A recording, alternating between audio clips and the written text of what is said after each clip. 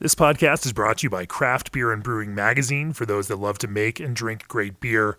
Learn more online or subscribe at beerandbrewing.com or find us on social media at Craft Beer Brew.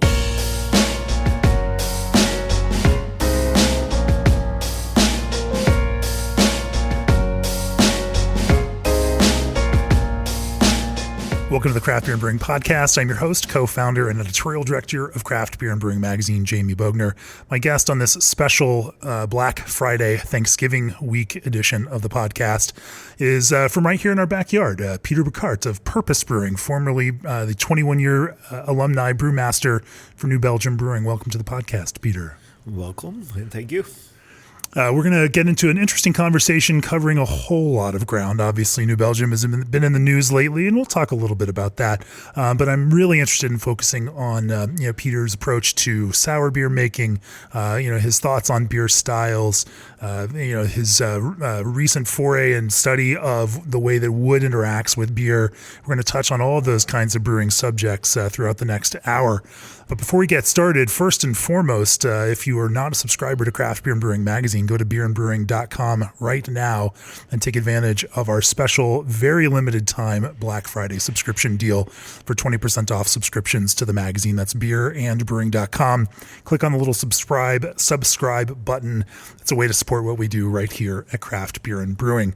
Also, as the brewing industry's premier choice for glycol chilling, G&D Chillers has set the standard on quality, service, reliability, and dedication to their customers' craft. For 25 years, G&D has led the way with innovative solutions for the craft brewing industry.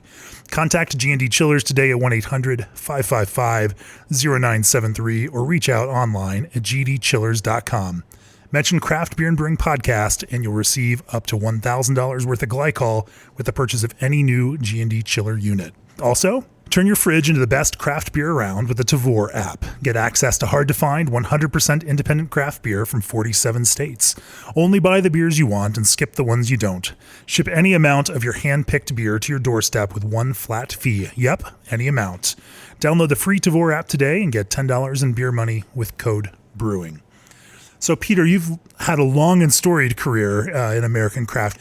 You started at New Belgium Brewing back in in early days for the brewery, or relatively early days, and watched the entire world of craft beer in the United States grow and develop over that time. Walk me a little bit through, give me a short Peter Bouckaert brewing history lesson.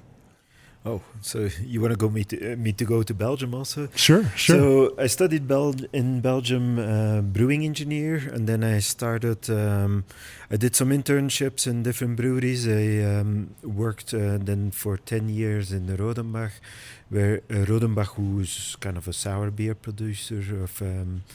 Mainly, but we were also doing some work for other breweries, and we bought some other breweries, so I was engaged in other breweries. Started my own little brewery that was around a 5 hectoliter system, basically a 4-barrel system, the Zwingel in Harelbeke in the same time, the last 2 years. Then in 96 I moved to the US for New Belgium. That was indeed kind of early craft brewing, especially for Colorado, I think, because English and German styles were kind of what was present here, and Belgium was the capital of Brussels. Nobody really knew anything about Belgium, and the beer was so heavy in alcohol, or sometimes with fruit, all kinds of weird stuff. So it was kind of, for me, very strange coming over here that even when we released La Folie in 99, that people had a problem what a sour beer was. I grew up with sour beers. Sure.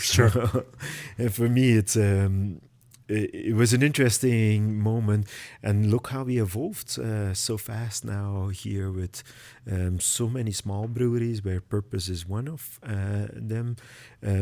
But the interest in beer has really changed quite a bit, and I think we should be proud as American brewers also on what we created for the beer industry, on types of beers, on we're actually looked upon right now from other countries about what we've done in a relatively short time. That is an interesting point, and it's something we've talked about before. In the last 20 years, America has grown from brewing styles of beer that are based in other countries' traditions to developing our own styles of beer, things like hazy IPA or West Coast IPA, others, and becoming the influencer, and now becoming the making styles of beer that brewers in other countries also want to try to brew. But we also have influenced the raw material market quite a bit. I was just judging 2 weeks ago in Brazil, and there's so much IPAs, as they call IPAs there, and the American hops really have. America was an alpha provider, was a commodity market for hops, and it has completely changed. In Germany has almost become the alpha provider now, where we have so much beautiful American hops. And where did that come from? Really by craft brewers.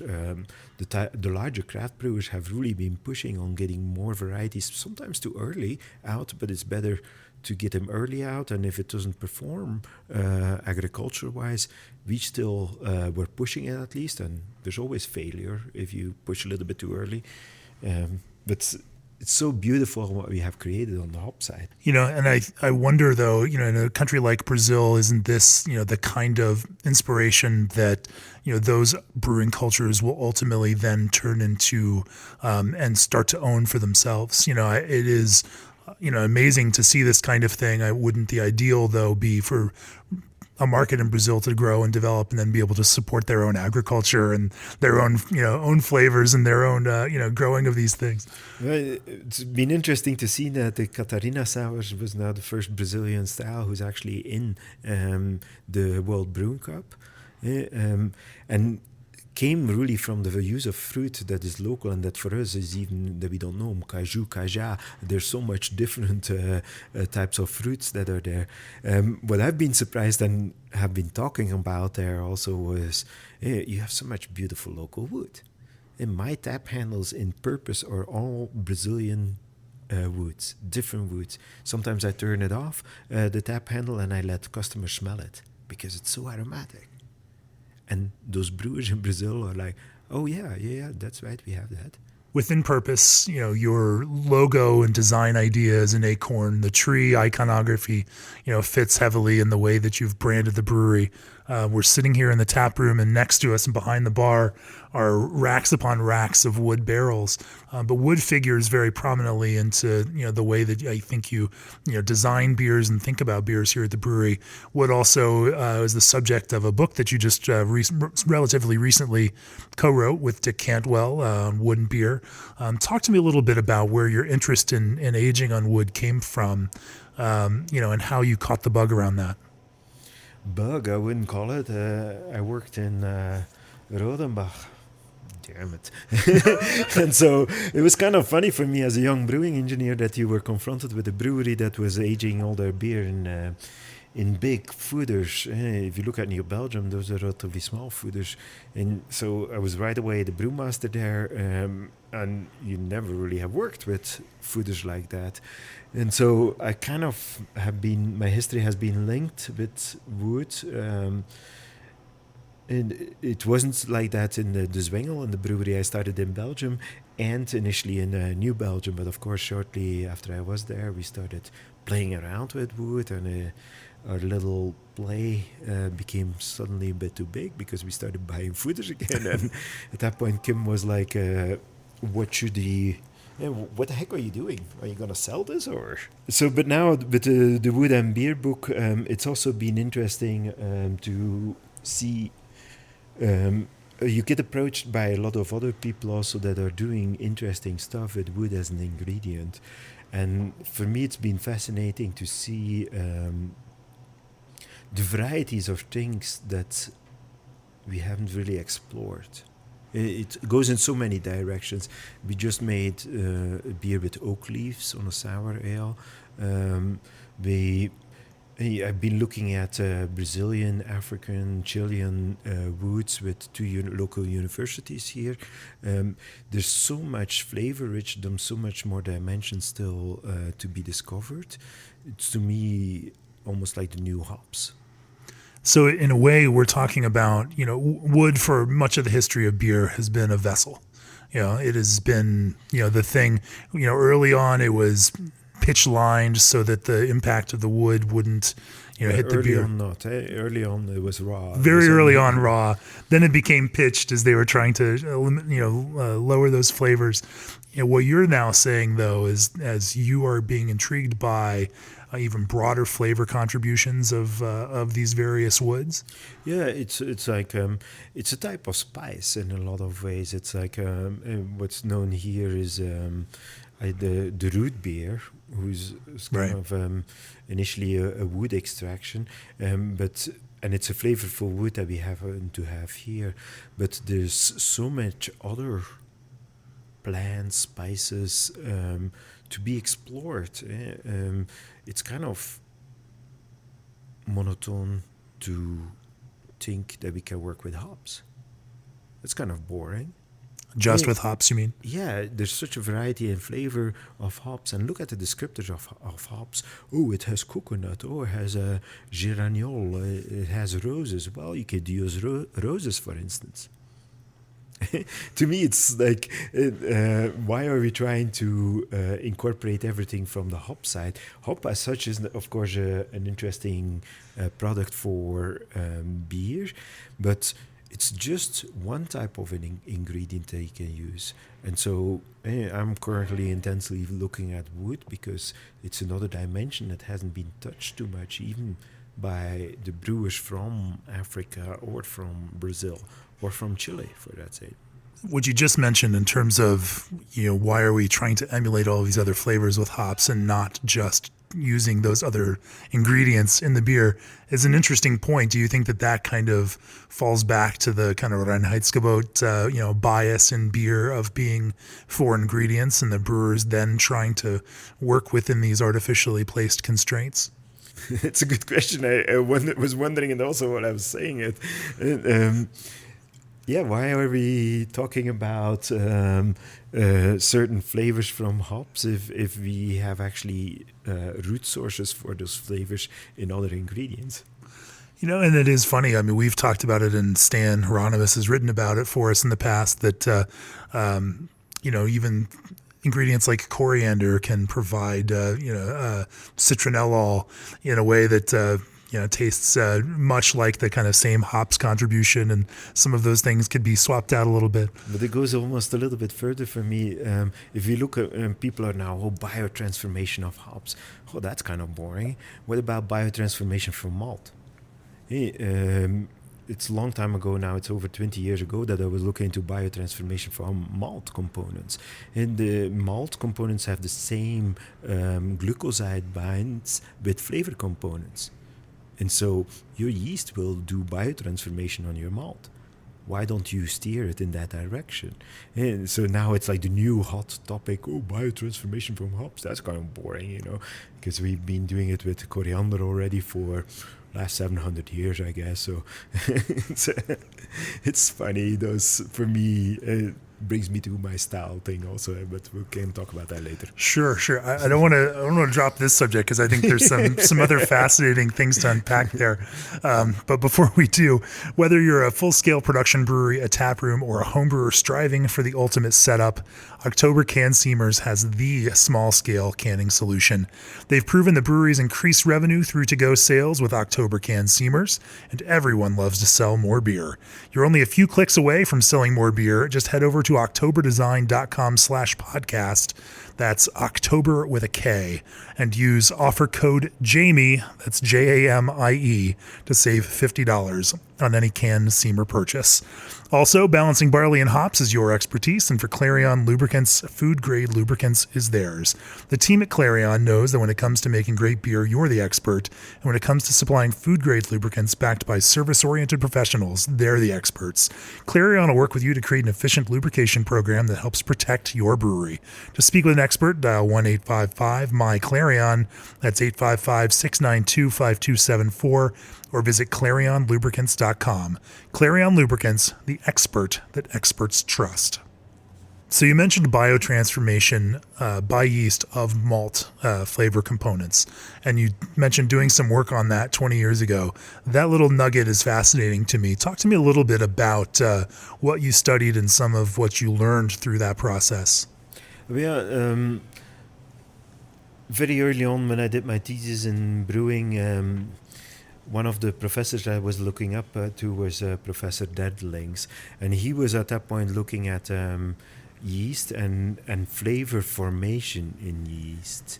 Yeah, and so a side project of flavor formation from the ester pathway or from the higher alcohol / ester pathway is that yeast is also going to split certain things called glucosides. And if you look at his publications from the late 1990s, I kind of started wondering about that, like, hey, so if I combine this with malt, I would assume that the yeast is gonna cut some of the flavor components off. And most flavor components in nature are bound initially, and so if the yeast can release those flavor components, suddenly they will become free, and they become they become aroma, that we can perceive them. So I wrote him an email, like kind of wondering, hey, should I be able to do that, not with Brettanomyces, but with other yeast? And he's like, finally, a brewer who understands. And I was like, wow. Yeah. And for me, Derdeling, somebody I looked up to, and I get an email like that. So that was for me very fantastic. So I've been trying to stole some from the wine technology on trying to enhance the release of those flavors from other raw materials. And it doesn't really matter what the raw material is. Glucosides are very common in nature, wood has them, everything has it. So you can release flavors by an active fermentation. Some yeasts are, of course, better than if they have a combination with, instead of beta-glucosidate, with liase. I don't know how to say that in English, but okay. Then you can get a very powerful combination of flavor release. So you need to screen your yeast, which can do it. The same is true for hops, what's the hot topic right now, but it's kind of a seasoned topic. On the hop side, it makes a little bit of sense in that, what we're talking about when we talk about biotransformation, we're talking about adding hops at a time when brewers used to not add those kinds of hops, during that active fermentation. And so that is that is a change from the, but when we talk about the biotransformative property of yeast, that malt, the way that it enters the brewing process is, long before. And so, as yeast is active in that kind of fermentation, there's always been malt, in that. To me, like if you look at an ingredient, I'm also going to look up what are the flavor components that are known of that ingredient. And then, if it's a higher alcohol or a terpene, those can be modified. So, hey, what are you going to do with that spice or that fruit? Are you going to add it post-fermentation, in fermentation, in the kettle? Your decisions on what you're going to do with the ingredients depend on your knowledge about the ingredient. And so if there is something that you want to enhance in flavor intensity, and it is doable from the components that are present in that ingredient, you can choose to do it or not. And that's So. Are there any specific examples where you have found that either certain malts or malts at a certain threshold interact with yeasts in significantly different ways and then ultimately produce different kinds of flavor compounds as a result of that? It's hard to see now in the current hopping rates that we're using, because some of the components that are coming from malt are also related or kind of similar, or could come from. And so the way we're hopping right now, we're over hopping to make that accent noticeable. But I think in general it has been applied only for a couple of thousand years already. Right. So, and analytically, we have had done some work on that, on seeing what components are released, but it's always hard to identify from where they come. Because on the malt side, the glucoside malt, beyond Terdelings, I don't know if there's a lot of publications around that. Yeah.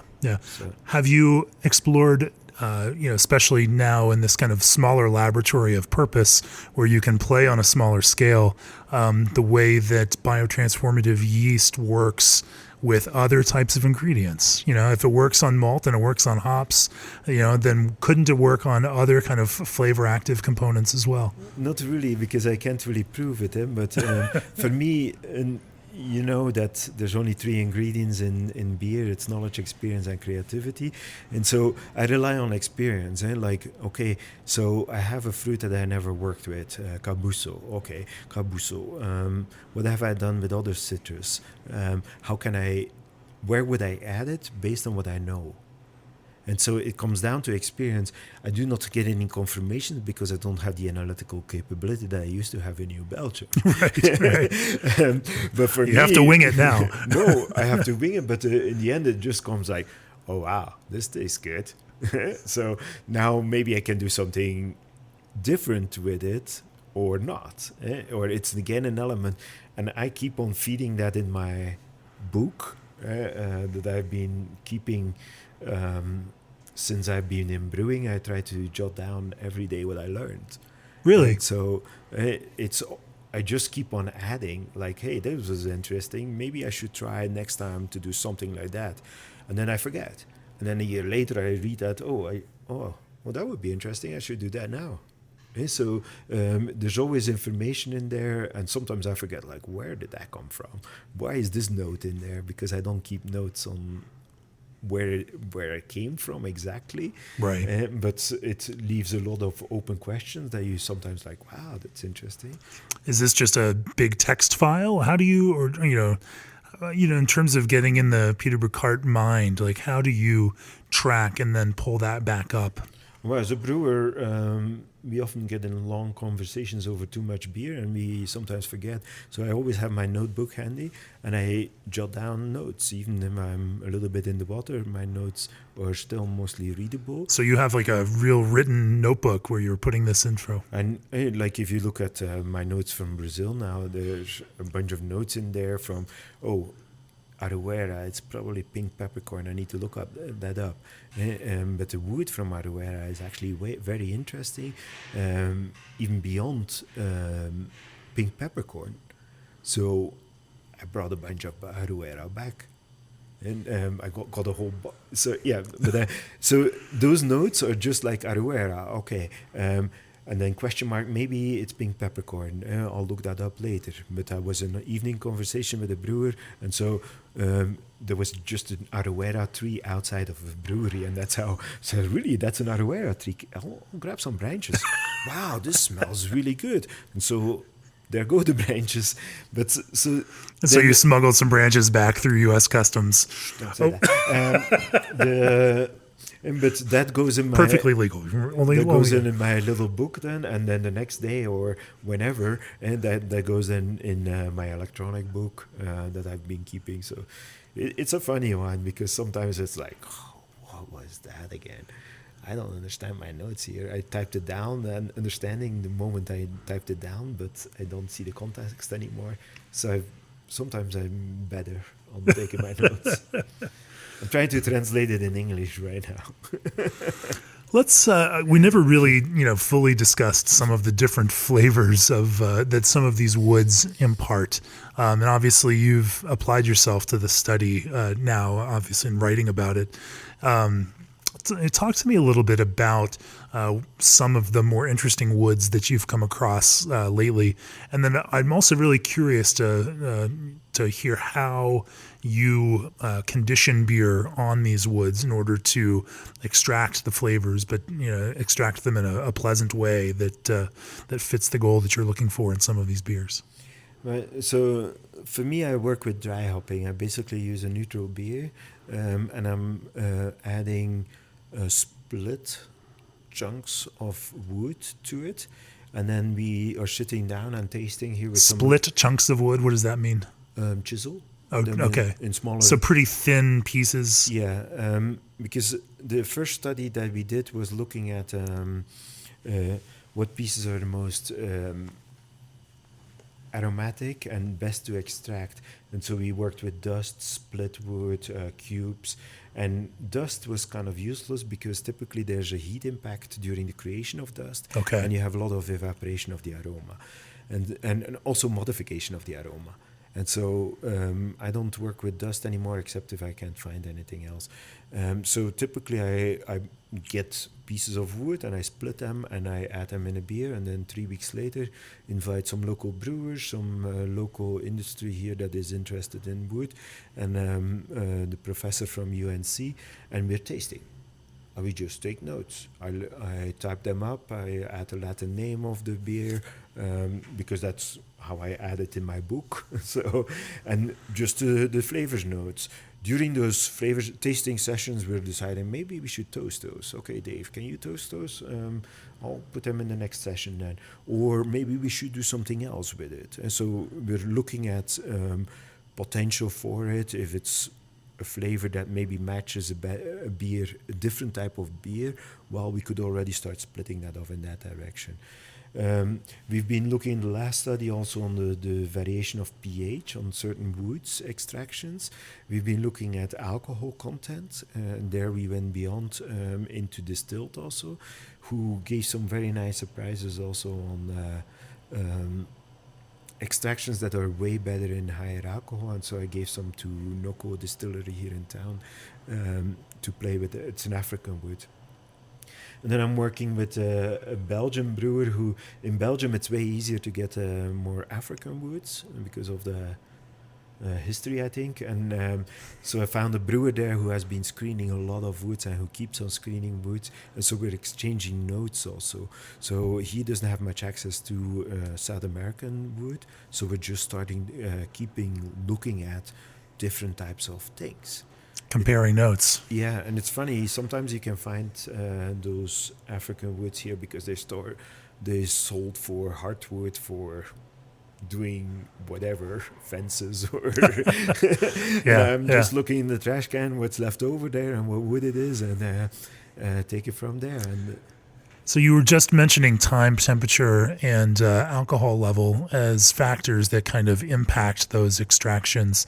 In that sense, what are some of those parameters that you've tested, and are there any kind of generally applicable things that you've learned from that?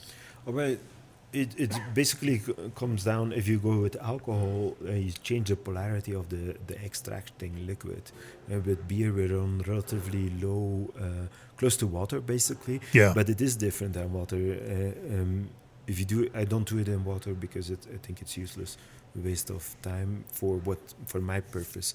Distilled really can bring in completely other components that are not dissolvable in beer sometimes. We had a Padouk, an African wood. When you say distilled, are you talking about distilled spirits or distilled water? Distilled spirits. Okay. Yeah, distilled spirits. Padouk gave a very interesting flavor, almost like Cointreau, in like an orange peel. But we can only do it in high alcohol. We cannot do it in beer. In beer, it's a boring wood. Interesting. And so the solvent is going to determine what you get out of it. Yeah, I'm not playing with biotransformation at this stage. I certainly have wondered about that kind of, and I even wonder about it today if alcohol levels in beer impact even things like hops extraction. That alcohol is a solvent, and higher levels of it would theoretically, aid in that kind of extraction process. And I wonder if that doesn't. I've also found myself drinking a lot of triple IPAs these days, and again, I'm not sure exactly why, but I think maybe there's something there to that kind of component of that. In terms of temperature, you just are running them at normal cellar temperature, or do you find that any kind of heat aids in extraction? I for the research topic, I do everything cold, and this is initial screening. Yeah. Once I start to get beautiful flavors out of it, at that point I sometimes apply it. We apply it in a corny keg, or we apply it during fermentation, depending on the type of wood that we're playing with, and we serve it up here. I do toxicology, screen it for toxicology, of course. I'm not that stupid. Sure. But you're not going to poison your customers. Yeah, you don't want to use your customers as a test. No. 3 drop that, so maybe that's not good. But it's sometimes a new ingredient, so you have to look at it from toxicology also. But so you kind of see the stages. Initially, flavor screening. Flavor is interesting. Okay, maybe another brewer here in town takes it and he's going to make a beer with it because I have only that limited capacity here. Why not give it to somebody else so that we can speed up what we're doing? I'm not in a hurry. I still am going to live 100 years anyway. So, or I wish. Are there, what are some of your favorite woods in general right now for adding flavor components to beer? And how would you describe some of the flavors that they add? Oh, I don't have my notes open here, but it's Oh, I can pause if you need to crack them open. Yeah. Sure. Okay, so just looking at the last screening that we did here, I'm going to the descriptors. Aruera was a very interesting one. Cocobolo, who's actually Central America, was a very interesting wood. I've always hoped that the Atoba was going to be interesting, but it's kind of interesting. It's kind of weird, but maybe it has a goal. And because if I read the flavor comments, spritzy, so a mouthfeel. Cedar, Liefmans-Houdenband. Liefmans-Houdenband has always kind of an aged, but an interesting aged component. Christmas potpourri, green cardamom, spruce, cinnamon. And so I'm talking about a big tree here in Brazil. Alerce, we were screening some Alerce also, who's the big, with the redwood from, it's the biggest tree in South America, that can live for over 3,600 years. So it's kind of hard to harvest a lot of wood from there. But has a coconut, vanilla, so old bourbon, even from the wood itself. Huh. So a very interesting wood also to play with. And those are just 3 of the woods that we screened more that day, but we're just exploring. Sure. And we come up with all kinds of different flavors, and then from that I brought quite a bit of Arowana back now to play with, so to see what I can do with it. Sounds like fun. Now that kind of focus on playing and experimentation has been a little central to this, small brewery purpose, which is a kind of a departure from the larger production focus of the last place that you worked, New Belgium. Talk to me a little bit about how you have, kind of focused, within this world of purpose, primarily on how you use, some of these different ingredients and think about these things, not just in culinary terms, but beer as this broader thing with, this wider array of ingredients to create these flavors. If you think about a chef, you're not going to ask a chef to only work with 3 ingredients. Nobody's going to be that stupid. Like you go to a restaurant, no, I only want to have food from 3 ingredients. If you look within chefs, the variation and the influences that they have, the freewheeling that they can sometimes do depending on where they work. But I met twice now my favorite chef that I always have been reading with, Ferran Adria from El Bulli, just north of Barcelona. He started now a research lab in Barcelona. I've been in his research lab. And think about what those guys do. They play around. They make a fish taste like meat. They go in different dimensions of solid to liquid or whatever. The whole transfer. What about a solid beer? I think chefs have always been able to play, and the customer has encouraged them. And so this is exactly what I want to do here. I want to paint with whatever. I want to make a beer with whatever. Or however, and process is also the other part of the dimension. You have ingredients, but then you can apply process to it to modify the ingredients in a different direction. And we as American Craft have educated our customers, or here at least in Fort Collins, I would say, have educated our customers to be very willing to ask what's new. And sometimes people walk in here and we list a bunch of ingredients and flavors and they're like, ooh, this kind of sounds weird. No, we try to describe what those flavors are. I'm working as a Belgian chef. Belgian chefs are not going to exaggerate. It's not going to be a chili beer. There can be chili in it, but it's not going to be hot. We can use hot as an accent to illustrate something in the beer or to enhance another flavor, but not to be the standalone flavor. And so for me, that's how I approach beer here playing. And I'm so thankful that customers here are just willing to try. And I man the bar also, so you get direct feedback on people like, hey, what do you think? What's your favorite? What was your least favorite? Why? And then they're like, yeah, but I would have added this. And you're like, what? I never heard about that. What is that? And so I'm again in my learning mode. And so for me, that is US beer in my eyes right now.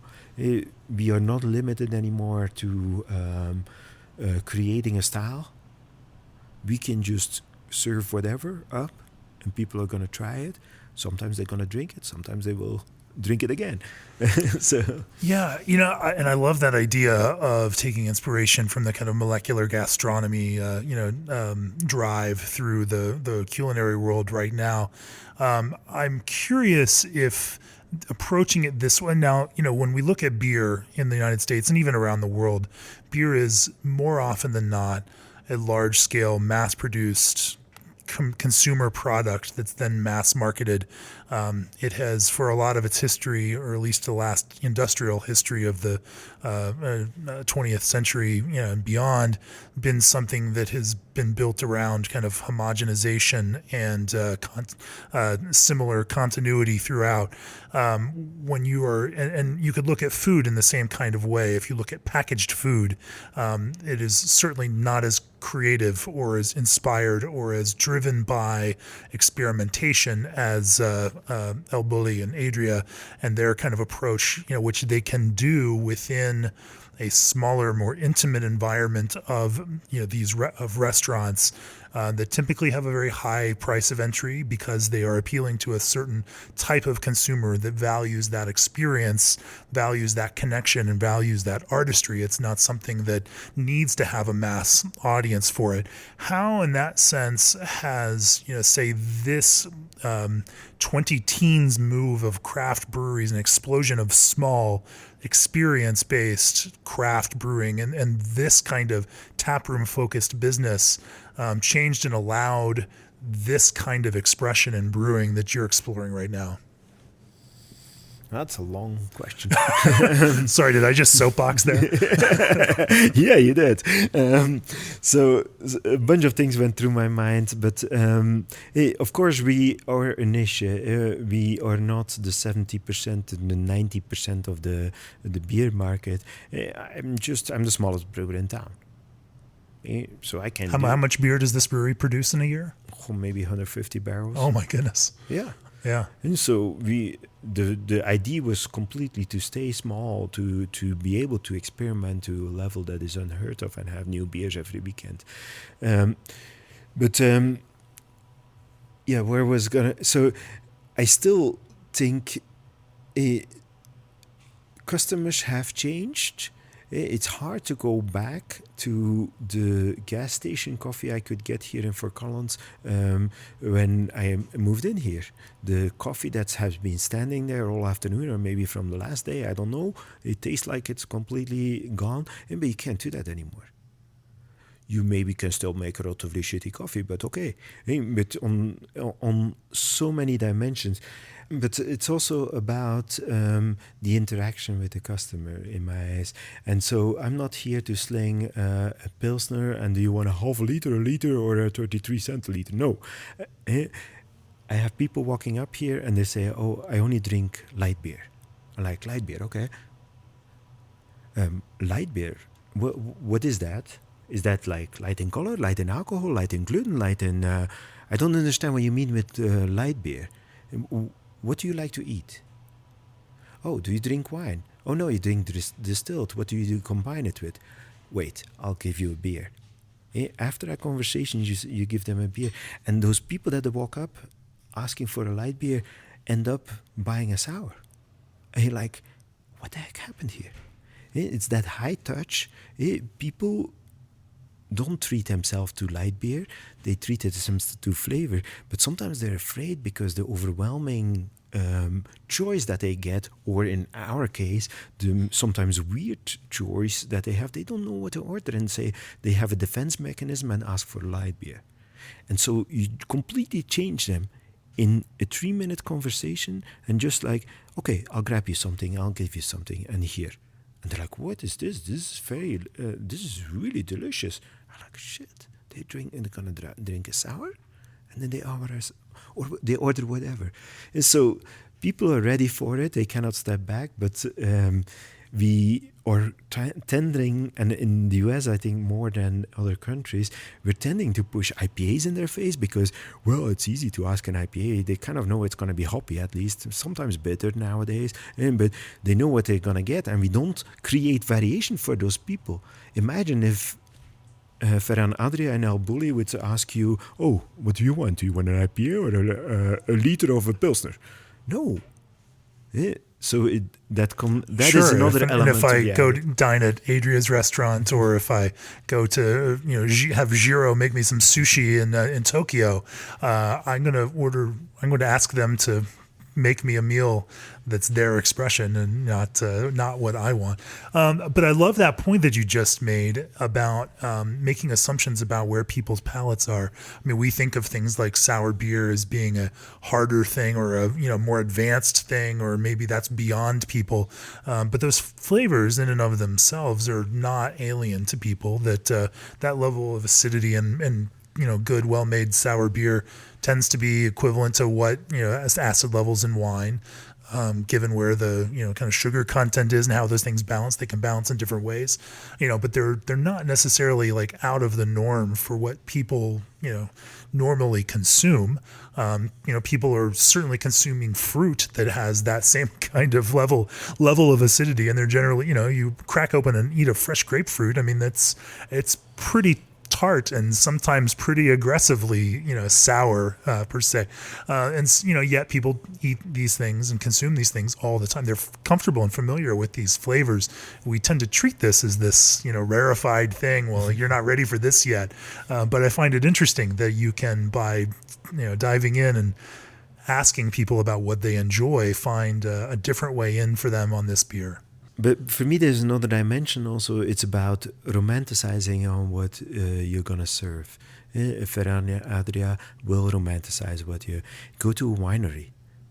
What shit are those guys talking about? It's crazy what those guys are talking about. Here, somebody's not convinced and say, wait, I have a barrel for you. And you pull the nail, you take them with you, you pull the nail, fill the glass, and here. And people are like, wow, there's beer in those barrels. And sometimes for people, they don't even realize that. And then the beer, depending on what I talked with them about, on what they like, I try to find a barrel that they're going to be like, wow, this is not sour beer. But it's also that romanticizing. It is beer. It's very romantic. It's very unique. It's an incredible, beautiful process compared to a process of winemaking. And wine is kind of boring. You crush the grapes, you ferment it, and so that's it. That romantic experience, though, that is an interesting thing, and the wineries have certainly mastered that. And I think that you're right in saying that that's an element of taste that's not necessarily considered as often as it should be, that the environment and the positive feelings and connections are something that makes wine, if you buy some bottles to take away from a winery after having a gorgeous experience there, every time you taste that wine again, it will bring those memories back to you. And if your experience was such a positive one, it improves the taste, and I know that may sound hokey, but I think it taste is a mental, psychological process, and all of these memories feed into that.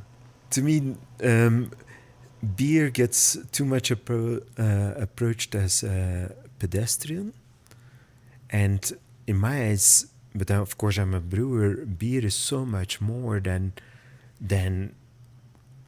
any distilled.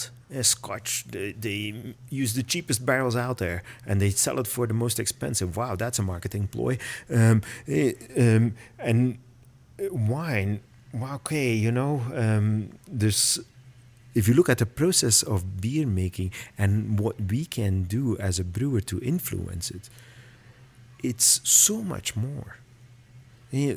I still don't feel that we are mastering things in brewing as a chef, but we do have the advantage that we use microorganisms to modify our flavor. And so that is an immense advantage that we have. And we can go in such a different direction. A chef prepares his food, and maybe did some something up front with the food, age it or whatever, but they cannot do anything during the food preparation because they have to get the dish out in a certain time. We keg our beer up when we deem it great tasting, and then we can serve it. But yeah, I'm a brewer. I just love the brewing process way more. I think we should treat us as way more special than any winery. Opus One, that's a joke. That's a marketing ploy. Compared to purpose, wow, there's way more happening here, flavor-wise. It's an interesting point. and a bold assertion there, Peter. You got me on my soapbox, eh? Oh yeah, but it's true, Opus One, they use grapes. What else do they use? Nothing? Yeah.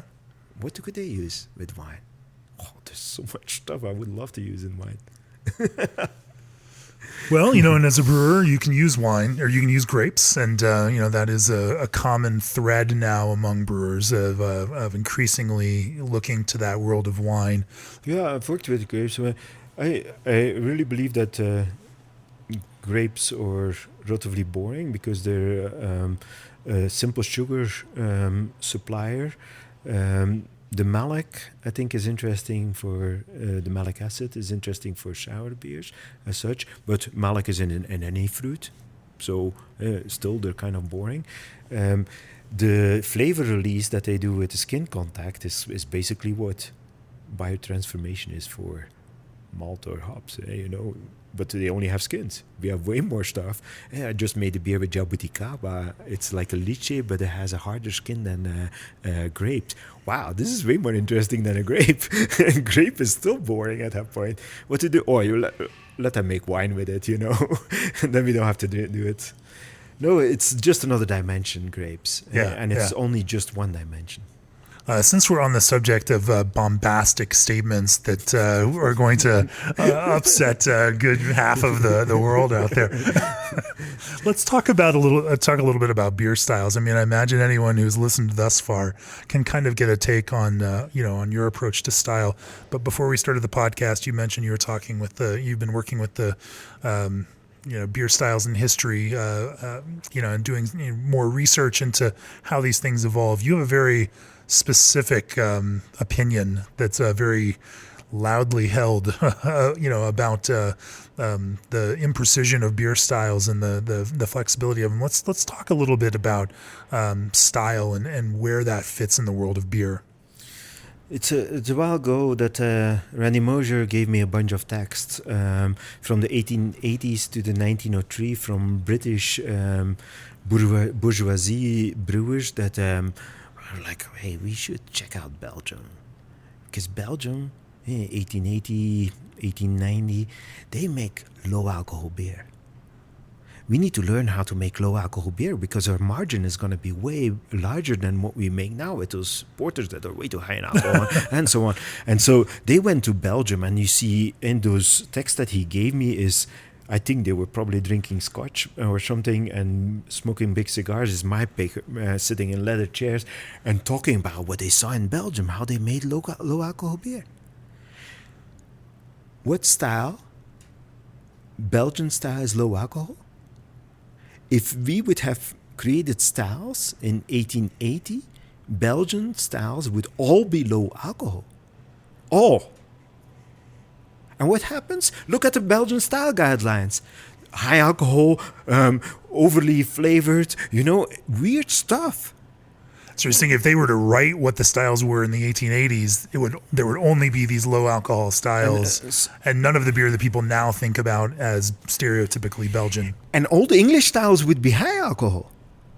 And in 1903, the law changes in the Commonwealth, and the Commonwealth starts taxing alcohol more. And so what do those brewers in England do? Well, they make English beers, what we know now as English beers. Low alcohol beers without foam, way too warm served, a whole bunch of flaws compared to if you look at it as a Belgian. But Belgian went the other way. They went high alcohol. And so style guidelines are really stupid because they're just a capturing of a certain point in time of what a beer was supposed to be. A porter used to be sour. Can you find that in the style guidelines? That's a good point. Yeah. It's for me it's nuisance. It's something that nails us brewers in the corners, like they done with the wine industry. They started specifying grapes. How much more stupid can you be than that? Like now there's a beautiful grape coming out that we could grow in our area, but we cannot do it in Bordeaux because we have to use those grapes. That is plain right out stupid. Don't do this to us brewers. You're gonna kill us. You're gonna kill the whole brewing industry. Yeah. And the other part is that they're lagging.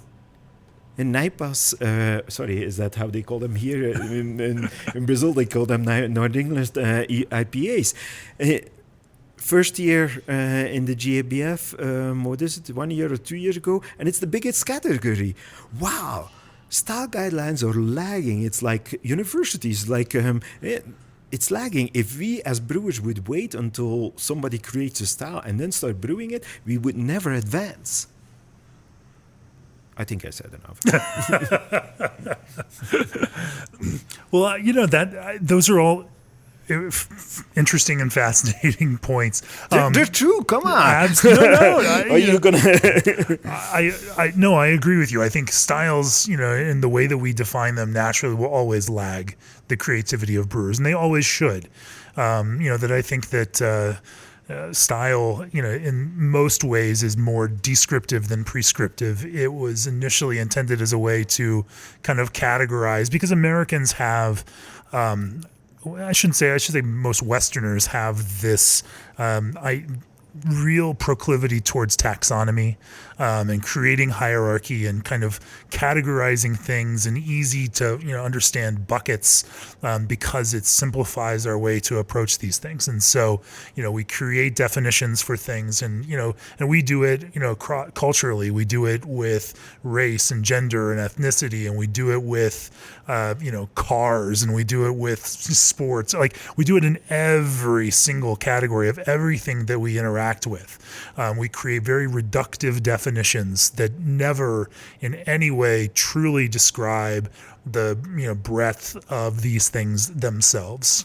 But they make it easier to kind of compartmentalize and not have to deal with that kind of big and broad complexity. Having said that, there has to be some benefit to the idea, the concept of style itself, and that that certain brewers have been able to use that to to kind of create that idea of connection. I mean, if we think about all intelligence and memory as being connections between things and understanding these patterns, and I like this thing because it's like this other thing, that becomes the basis for how we kind of navigate and understand the world. And if we can understand that this beer is kind of like this other one that I liked, is that the worst thing? I don't say it's the worst thing, but you want an artist to have artistic freedom. You want a brewer to have artistic freedom. And so for me, it's so disturbing that we try to box it in. That we try to, that brewers are trying to brew for medals. Oh, that's boring. That's copycats. We can buy a copy machine and copy that IPA, and then we have it. Wow. There's a business for it. Budweiser and Michelob Ultra are examples of that. There's a business for it. But I think we can only advance as a humankind if we have as one of the motors artistic freedom, because that is going to open up new things. And then people are going to follow. And with the Brazilian wood, Amburana now starts to become a known thing. But if nobody was playing with Amburana here in Purpose, maybe it would never have been discovered. And so I'm not going to create an Amburana style, but the output is that maybe there's going to be one. Or there's going to be a Brazilian wood style guideline. I don't know. I don't care. It's not my business. If the copycats of this world want to do that, they're probably going to make bigger piles of money than I do. But I think I'm still going to have way more fun.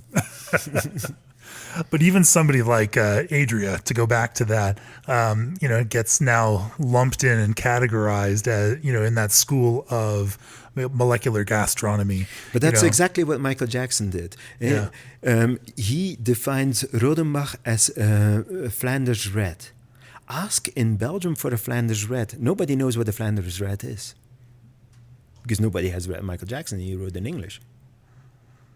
Yeah? And so I understand. I'm on my soapbox. Yeah. And I am very frustrated with if somebody here tastes one of my beers and they ask, what style is this? If it's a lager, I'm going to say pale lager. I'm saying maybe it's a porter. I don't know. Do you like it? That's the only question of importance. How many people that walk in here don't like something because they have a preconception about not liking it? That happens. But we are a high-touch environment here. And if we are not overwhelmed, we take the time to talk with our customer, to walk them through. We give them a taster from different things. And we're like, hey, so you get first that yeast layer. Do you recognize that yeast? And then the fruit comes in. There's a little bit of acidity from the fruit, but then it really flows out into the fruit. And so we talk to them, and they're like, oh, yeah, I can see what you're saying. And you kind of eliminate that question about the style. It's like if you look at a piece of art, you're not going to ask, what style is it? Or maybe, the Michael Jackson readers are going to ask, what style is it? But it doesn't really matter. Sure, and I mean, the history of that artistic production, whether it's, the cubists or the abstract expressionists or the pop artists, somebody starts creating something and other artists respond to it, because art has that way of changing the world, and these things move in these kinds of schools because once someone else puts something else out into the world, sometimes you can't make the thing you used to make anymore because the world is different now, that you as a creator can't continue, and that's happened, through the history of painting. It's happened in the history of music, when, music moves in certain directions and someone else, creates something and other artists listen to that, like, well, that changes how I even think about music now. And so, as an artistic creator and someone who does, makes creative things, like you can't not respond to the people around you. A lot of innovation is influenced by previous acts. I said I'm a fan of Ferran Adria because I was reading his books on how he funnels creativity. About the method, not about what he did or his food. So he influenced me on how to funnel creativity. And so everybody gets influenced by our life, what we walk, the snow or whatever is happening. We're continuously influenced how we see the world. And we need boxes so that we can help classifying things, so that it's becoming easier in our mind. Or if you walk in the next brewery of one of our 7,000 breweries, it's great that they describe it as an IPA because they're like, oh, that's hoppy. Okay, I don't like hops. Okay, so I should go somewhere else or to another type of beer. And so that helps in it. But it's not a question for the creator. It's a question more from a consumer stance. I can see the benefit, long run, of more breweries carving out their own space, not competing as commodities as to, who can have a higher untapped score in this one specific subcategory of a subcategory. Untapped is funny. We're open Thursday to Friday, and we have a guy working in here, and he takes the beer to his table, and he comes back, and he's like, "This beer is not in Untapped." I said, no, you're the first one drinking it. Ever. Like, Untapped is so dated to me, you But know. how special does that guy feel then? If he gets to, He was very you should create confused. it. He was very confused. Yeah. And that is a conditioning. Untapped is a conditioning, and to me is completely outdated because new is the new thing, you know. Yeah. My style is new, if people ask. And so what do you make, and what is it, this beer? Oh, it's new. People are okay, but I need to get a style guideline in my descriptor, and I say, yeah, it's new. You can give it. I don't worry, because it's not going to be here next week. And so I get 10 ratings on Untapped. Untapped is so outdated. Sorry, I'm a bit opinionated. No, that's there's something interesting to be said for beer as such an ephemeral thing that you learn from one thing and you make the next thing, and you learn from that and you make the next thing. But Untapped also stimulates kind of the drinking new, because they can do a new entry. Sure, and so that motivates then people to do so. Who's funny, you know? For me, if I drink a beer, I'm going to be like, wow, I really love this beer. Oh, that's not a beer for me. And that's how I classify beers, you know. Is yes, no binary. I like it, I don't like it. Or there's something interesting. I need to try this. Yeah. Before we get out of here, obviously the last 2 weeks have been a big one here in Fort Collins, where we are now. And with your former brewing home in New Belgium, where you were brewmaster for 21 years, given the circumstances and the kind of importance of that brewery to American craft beer as a whole, do you have any thoughts on, and even polling people and talking to craft beer fans over the last 2 weeks, there's some hurt, there's definitely some folks that feel as if they went along and they supported the brand, and that this move, given how much importance New Belgium has put in the employee ownership model, that this is a change that they're not necessarily thrilled with, or could even be abjectly opposed to. From your perspective, having been on the inside of that business for a long time, and having helped turn that business into what it is now, what are some of your perspectives on where the business has found itself, and what this change means for it? That's a whole different. I don't have to be on my soapbox here. It's been interesting. I'm still intimate enough that for me it was not a surprise that something was going to happen. I was afraid that some of the big evil could step in. The big evil, you mean the Miller Coors or Anheuser-Busch? Yeah, and that we were going to be brewed in the Budweiser plants in I don't know where. Right down LA, the road here in Fort Collins. LA or whatever. Because that's their model. They take the key brands and take it away. And why was that a fear? Because this is a killer in my eyes. Look at Elysian, look at 10 Barrel, what they did with them. All the big brands are brewed now in the Budweiser plants. Wow. That would be a struggle for me. Because of the quality of the beer itself, or? The authenticity, I guess, would be the word that I use. I was nice surprised to hear that Kieran was involved, because I've had great conversations with Kieran, because the type of research that they do is really unique. Sure. I would like to apply again in New Belgium to benefit from the stuff that they have done. If you look at some of their publications and what do they not publish then, it's fantastic what they do on as a research brewery. It's also for them. AB and Bev and others. The worst one that I ever had, Heineken. I said, why isn't Heineken ever presenting something on a conference? And they're like, oh, we only present about things that are not of use for us. Like, wow, this is an industry of sharing. And then you have people like this. How are you going to advance your industry? So I'm going a little bit off topic there, but so that was for me a nice surprise. I was hoping that there was going to be a minority percentage. If you talk with the employees, of course, it's a mixed bag of raw emotions right now, as it should in so early in. But what they're going to see trickling down now as as selling shareholders, basically, is going to be very encouraging. So it's a spreading of the wealth, and it's not the spreading of the wealth to the two owners of, or the three owners of a legion, or to I don't know how many owners Devil's Backbone had, but they ran off with a bag of money, as we saw in Ballast Point, and what did they do with it?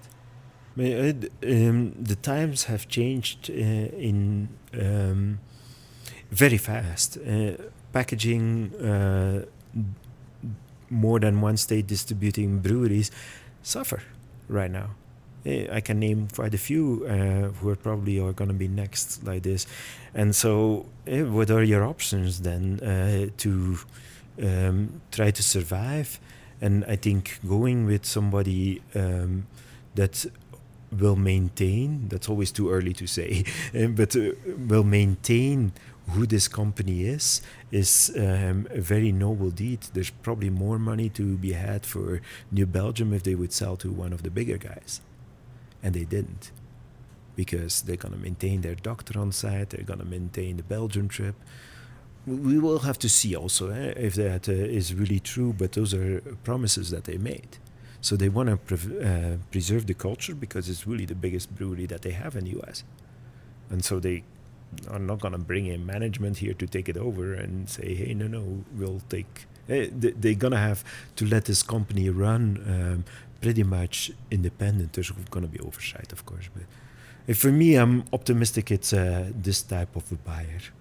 Yeah. Well, how does it impact you personally? For me, I'm still hadn't get my ESOP paid out, so I'm going to get my ESOP paid out. I was also a selling shareholder because I had bought myself in New Belgium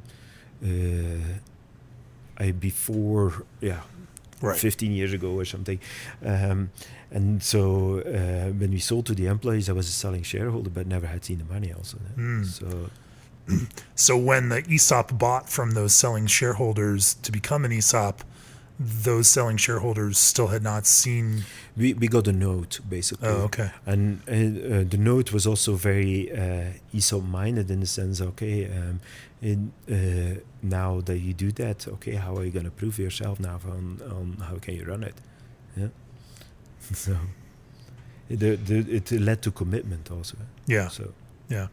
I guess it was up to you then to work and increase the value of this investment, through that whole process. Yeah, and so our thing was, for me, spent a lot of fun time in designing and building and starting up Asheville until we had a great crew there running it, and they're like, oh, wow, I want to work there now. And instead now you're here brewing 150 barrels a year at a tiny little brewery that's open 3 days a week. But it's kind of the quest of my life. From time to time, I step out of myself and I look back and in New Belgium we could take a sabbatical. It was really during that sabbatical when I drove out west and kind of talked with people in the brewing industry and kind of saw what was happening. And the question was, for me, was like, how can I add to the beauty of American craft here now to the best extent? And it's funny that the answer was going very small, because I don't impact many people anymore. But I do think I still can impact the industry as a whole.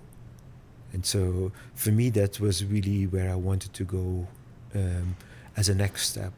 And I'm only, how old am I? But how many other steps will I still take in my life, Life is too short to not do that. What is the next step?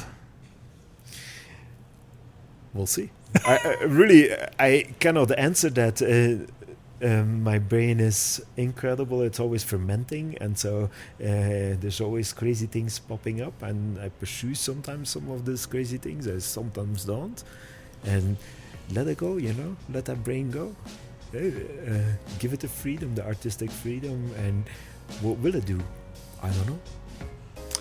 We look forward to tasting whatever your brain comes up with next. For 25 years, G&D Chillers has led the way with innovative solutions for the craft brewing industry. Turn your fridge into the best craft beer bar around with the Tavour app.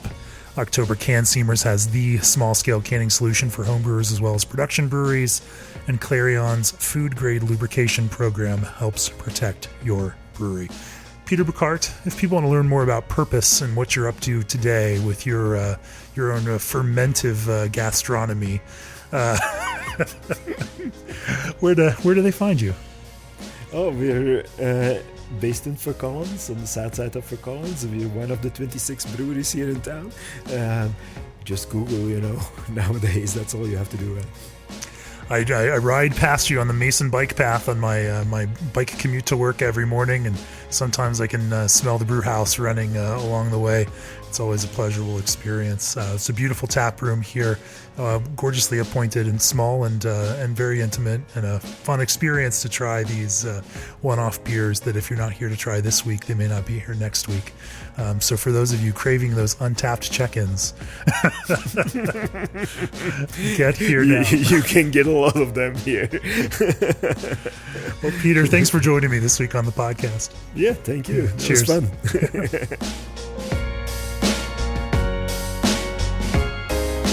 This podcast is brought to you by Craft Beer and Brewing Magazine for those that love to make and drink great beer. Learn more online or subscribe at beerandbrewing.com or find us on social media at Craft Beer Brew.